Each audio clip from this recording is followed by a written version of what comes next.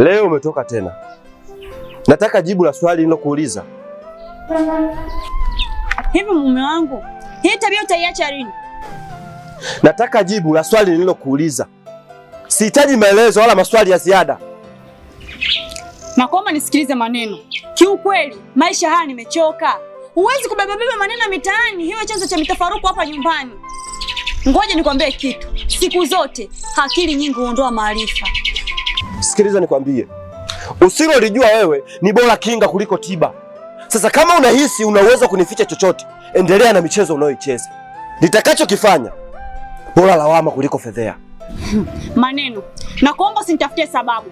Kama huwezi kuishi na mimi, ni bora uzungumze kuliko kunifanyia hiki unachonifanyia.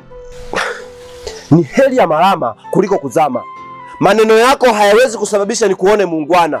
Tena nikwambie, ajichimbiaye kaburi hujifukia kwa mikono yake mwenyewe. Hivi maneno, utaacha lini kusikiza maneno ya nje?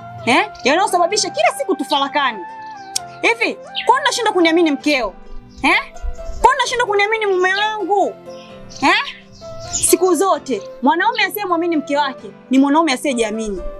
Inawezekana ni kweli sijiamini, na kasoro yangu ndio inasababisha wewe uzurule mitaani.